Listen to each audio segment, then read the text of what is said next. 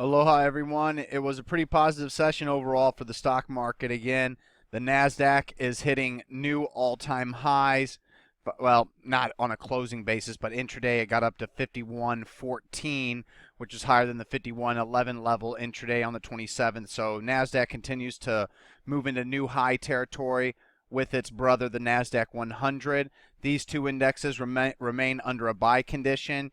You can see stochastics, MACD is good. TSV, RSI, leaves a lot to the imagination, but none of these indexes or none of the oscillators are quite overbought yet, and they still have more room to run. So the NASDAQ and NASDAQ 100 looks good. Following today's session, the Dow Jones Industrial Average and S&P 500, they came off quite a bit from the highs. I was actually quite surprised to see them come off the highs so much. But with volume overall below average today, you don't really want to take too much away from it, and since we're higher on the day, that is a good sign. I want to remind everybody, on a nightly basis, I read about 20 bearish articles, and I can find like one or two bullish articles, but on the market by all the economists, blah, blah, blah, blah, blah. But all I see are negative articles. In 2000 and 2007, before we topped, it was very hard to find too many people bearish about this market. I used to write for the street.com paid website, realmoney.com, and I remember when I was posting all the bearish charts, the feedback that I got in the emails, and it made it clear that everybody was bullish. Whenever I read the articles that I read still on a nightly basis, it's hard for me to think that we're anywhere near a top, especially whenever we have the markets hitting new highs or near new highs. And on that note, the Russell 2000 today, with its powerful 1% move higher, it's closing above its recent May resistance. While it's not back above the April resistance, I have so many stocks in my CanSlim scan today breaking out and in my price volume BOP scans, and they were the heaviest I've seen them all year long throughout 2015. So my scans were as heavy as they've ever been. The Russell 2000 breaking out above that May resistance, to me, throws this model back into an operational buy mode. And now, with the cashes available, you can start to increase the size of your long signals. But the Russell 2000 is back under an operational buy mode following today's 1% move higher.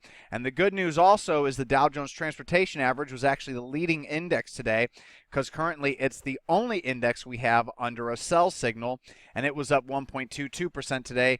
Oscillators still show that it doesn't want to really turn higher yet, or the momentum's not on the side of the bulls. But it's good to see this index lead, considering it was the weakest index going into the week. But that's 2 days in a row. The Dow Jones Transportation Average and the Russell 2000 has done relatively well compared to the overall market. So for right now, I will take it, like I said, especially with the negative sentiment I continue to see out there. Now, we all know that the Chinese stock market is definitely trying to go into bubble territory. It isn't quite parabolic yet, because even on this log chart, I need to see, if you follow my arrow, something kind of go like this before I get too like, oh my God, this is ending. And on that note, our biggest long position, the stock that I have the highest amount of capital in my account, I'm not sure how heavy it is, but I know it's still right around 5 to 7% of my account. I'm tracking 90 stocks overall in both of my portfolios. That's the most in 8 years that I've tracked. It doesn't mean I own them all, but they're still being tracked, or they were one point long at least in those portfolios, and they've been taken out intraday sell stops.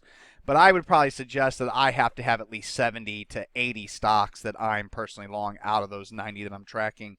And this is how, the only way you can do this is if you're systematic like I am. So if you're not systematic, I'm sure this is mind, like, it's too much probably for new investors, but this is the way that I operate. But CBPO is starting to go parabolic. Why is this not a parabolic move? Because it's not its biggest move of the entire uptrend. This move back here in February was bigger, and also it's not the highest volume of the entire uptrend.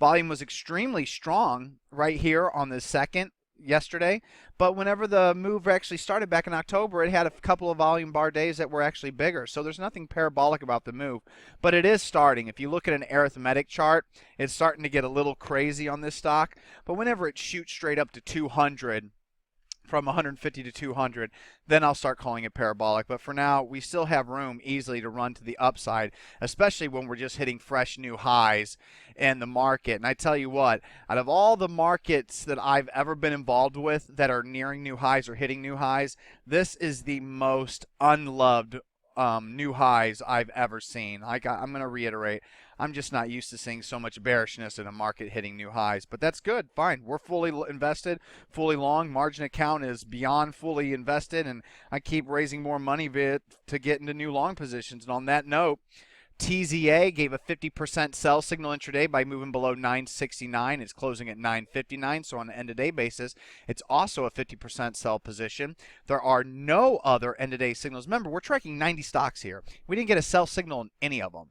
Now, intraday, I got taken fully out of MLM. I moved my final sell stop level to 146.35. It traded all the way down to 146.18, so I've been knocked out of MLM. However, that helped raise money in the cash account so we can go long these new long positions. We got 3 new high-quality long positions. PARR, it's still technically a Cancelim quality stock, but sales growth is going in the wrong direction. I don't give a shit. I love the technical pattern. It's a strong market. Got a pocket pivot point buy signal. Stronger green bop than the day before. We only risk about 3, 4, 5% before we know that we're completely wrong. So PARR is a 2.5% long signal. It was confirmed in the price volume BOP scan, obviously, with the price volume and BOP surge. So that's an extra 1%. So that's a 3.5% long position for PARR. LXFT is a Cancelim quality stock. This stock is also producing a pocket pivot point signal right off its 50-day moving average. A surge in BOP, very nice to the green level. Volume wasn't that big, so this stock avoided my price volume BOP surge scan, but it was in my pre-perfect speculator scan. And there's only right now, I believe, 92 stocks out of 10,000 plus that qualify for this scan. LXFT is one of them. So 2.5% for being Cancelim, 1% for being pre-perfect speculator scan quality. LXFT is good. And then INSY is one of the better stocks coming off its 50-day moving average in my perfect speculator scans. This is an actual perfect speculator scan quality stock. This is one of 57 stocks out of 10,000 plus that qualify for this scan. INSY is bouncing off the 50-day moving average on strong volume. If we're wrong, we risk 5%. I see after hours it's gapping up to 63, which means if it doesn't touch 61.86, which is the high of the day, it's going to move without me. And I could really care less. This setup isn't that great. And then we also have an ad signal. By the way, that's 2.5% only for that one. It was only in the perfect speculator scan. And then MNK is an extremely high quality Cancelim stock. It's a former perfect speculator scan stock, but right now it's currently a pre-perfect speculator scan quality stock. So once again, one of only 92 stocks out of 10,000 plus that make that scan. MNK's ad position is 1% for it being pre-perfect speculator scan and Cancelim quality. There's no volume surge above average behind it, so you can go 1.5% if you want, but to me, I'm looking at it as 0.5% Cancelim, 0.5% pre-perfect speculator for a total of 1%. And then also we have a speculative long position, TROV. It's not the best. If BOP wouldn't have fallen from max green BOP a few days ago and slowly gotten lower each session, I would like it a lot more, but it did do that. However, BOP is surging slightly higher than the day before. It kept its green BOP, so it showed up in my green BOP for 20 days scan, was confirmed in my new 52-week high scan on volume, and was also in the price volume BOP surge scan. So if you really technically want to, you can go 1% for being in that BOP scan, 0.5% new high, 0.5% price volume BOP. I suggest, since we don't have max green BOP or a huge surge in BOP today, just to keep it to a small 1%, especially when it's only like an $11 stock.